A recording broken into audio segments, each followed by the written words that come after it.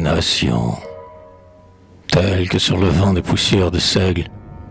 le roi d'Achour contemple, ondulant ses pieds, la houle des vaincus aux flots multipliés, du fond de l'horizon venant, lourde marée, se heurter avec des clameurs exaspérées, au mur de la terrasse, où, debout sur son char, victorieux de ceux qu'a condamné Ishtar, le conquérant du monde agenouillé soulève sa stature de Dieu dans le soleil du glaive. Ils viennent, muets sous les expiations, ces troupeaux qui longtemps furent des nations, les yeux étincelants de fièvre et de famine, sales, mangés de lèpre et rongés de vermine, et d'ulcères hideux et noirs qui sont des trous sous les carcans de fer qui labourent leur cou, avec des mains sans doigts atrocement crispées et des regards cherchant leurs paupières coupées. Ils viennent, hébétés de peur, courbant le dos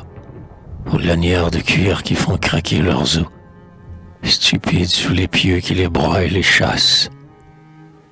Et la vague grossit, épouvantable masse, avec de longs remous qui laissent derrière eux des cadavres luisants et des moignons affreux, des petits enfants morts sur les gorges séchées et des paquets vivants d'entrailles arrachées, comme un nid de serpents levés sur le sol noir, où les derniers venus trébuchent sans les voir. Tel, emplissant les airs de son intense haleine et de ses pas confus, l'énorme écume humaine, gonflant son onde accrue ainsi qu'un élément, vers Chine à Kéiri brûle innombrablement. Et, comme sur la dalle où pourrissent l'éclair, où, rampant dans le flux fétide de leurs plaies,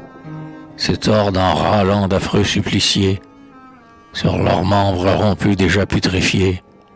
on voit danser, dans la torpeur des cieux farouches, le strident tourbillon des venimeuses mouches,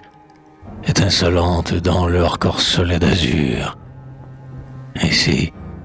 droit sous la mitre, encerclant leur front dur, multipliant l'éclair du cimetière courbe, les cavaliers d'Achour, qui poussent cette tourbe, des chairs presque insensibles et qui palpitent encore, resplendissent dans leurs cuirasses aux squames d'or. Et les chefs, étalant leurs amples robes peintes, avec leurs cils fardés et leurs paupières teintes, et leurs cheveux lissés à l'huile de santal,